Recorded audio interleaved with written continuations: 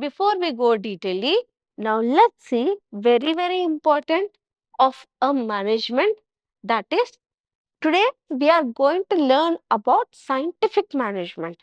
Now, what is this scientific management?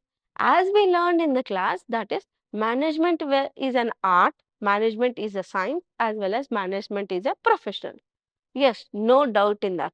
But today, detailedly, let us see what is all about scientific management. The science says that every time we have some rules, regulations, principles to be followed. Every organization have their own principles.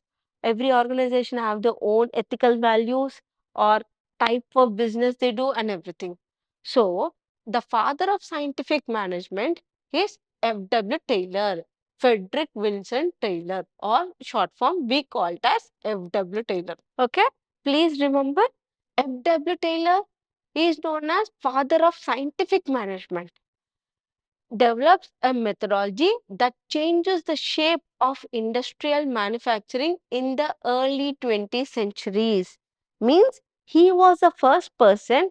He says that in the organization, men, material, power, money and everything are important.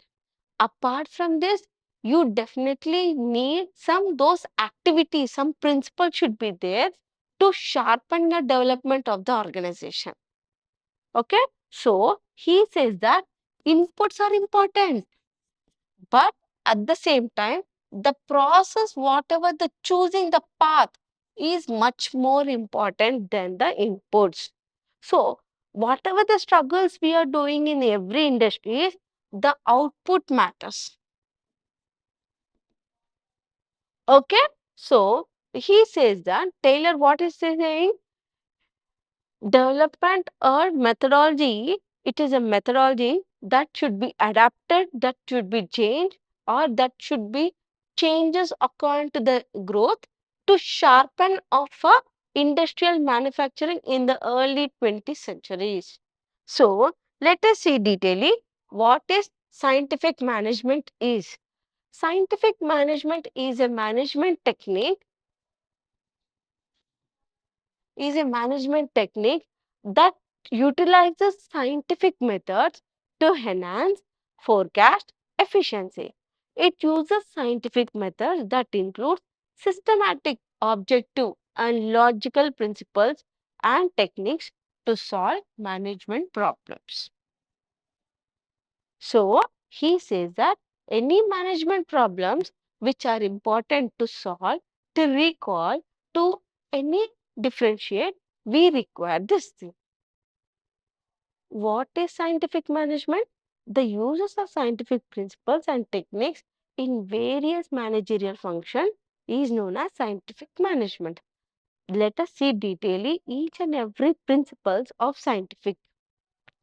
It is an art of knowing exactly what your employees to do and seeing that they do it in the best and cheapest way. It involves the study of each activities in detail and doing the work in such a manner so that work can be completed effectively and efficiently. Okay, so these words are said by Lawrence. He says that scientific management is all about rules, regulations, and principles, and seeing that who has to done, they are doing in the best way and cheapest way, and accomplishment of objective. Okay, so this is about scientific management introduction. Now, what is this objective is all about? What is this? F.W. Taylor says that it increased productivity. So, what is increased productivity? The output of the organization of the employees. Suppose in an organization, if employee is satisfied with the working condition, the salaries might be, with the environment might be, or the workforce might be, definitely he is going to give his 100%. That is known as increased production. Okay, better quality goods, they can give you better quality goods because they are happy, they give the 100%. Okay, that is known as better quality goods. Cost production might be, okay, elements of waste means they doesn't waste anything. They will do that. This is our work to be done. This is my job. This is my workplace or my food or my anything. Right placement, allowing incentives. Okay, all are this objective of the scientific management. Means every department or every place will be increased by the work output of it. Now, what are the principles of the scientific management? There are four principles of scientific management. Science principles of scientific management says that science not rule of thumb. Means science is all about, it's not about rule. It is all about rule of thumb. Means whenever you are required, you can break those rules. But when there is a huge requirement of it, harmony not destroyed, cooperative, not individual.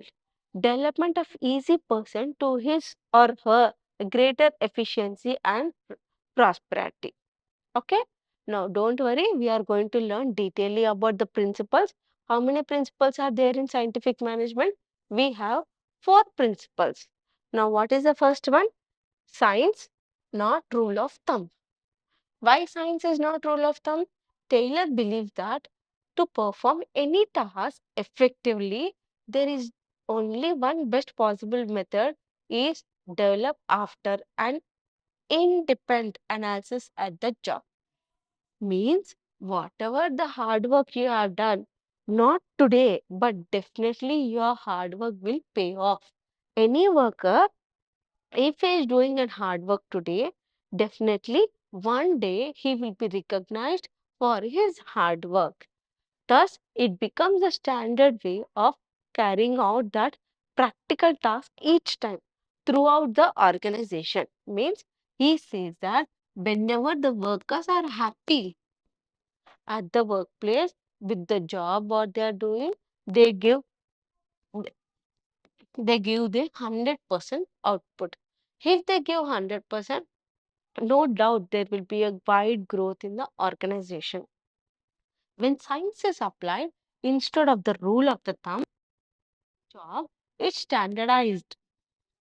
That work more, the workers get a specialized way of performing the task, and wastage of lot of time and cost and resources can be avoided. Means if your worker is happy, if your worker is happy at workplace, he will see that he won't waste that time, he won't waste the cost of production of the time, as well as he will be avoiding to safeguard those resources. Means whatever you want, whenever you want, no, you won't do such things. When you want to, when he is happy with whatever the workplace he has done. Okay, so that's why I say that science not rule of thumb. Next one, harmony not discord. What is this? Taylor says that on maintaining peace and harmony in the workplace, and there should be no conflict among the managers and the workers. He says that harmony means there should not be any differences or miscommunication or misinterruption between might be the workers or might be the levels or might be the manager with the workers or might be the co-workers or the departmental wise, there should not be any dispute. Okay, if they don't have dispute, they will be happily maintaining peace in the workplace. There can be a significant improvement and growth in productivity if there exists a friendly relationship between the managers and the labor, where both values efforts each other. Means they should have a good rapport communication between the um, like employees might be, co-workers might be, or might be from manager to the labor or manager to the levels, or might be a good relationship between the all the levels. If we having that good relation, then they will value each both hard work. There is no great, you are great or no. So that's why we say that harmony means problem, discord means a good rapport. Okay, not discord, harmony, not discord. And the next one, cooperation, not individualism, means you have to cooperate between both the harmonies. According to Taylor, an organization is made up of different individuals, that is personal and person, and each one of them is equally important. Business is all about teamwork and cooperation, in the absence of which the organization may fail to attain the desired results. Means whenever there is a good coordination, good rapport between both the employees, between the manager and employee, definitely we are going to give her 100%. Then only I say that yes, we are up to the level of reaching objective.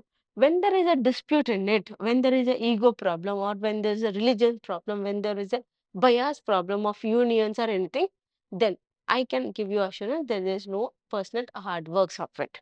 Therefore, the employees in an organization must work together, keeping aside their objectives and egos to achieve the common goal set by the management.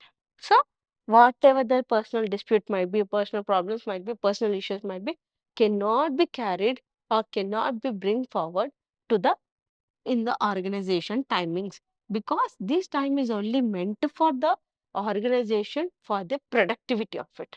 So that's why I say that cooperation, not individualism. You should cooperate by both the employees, like between co-workers.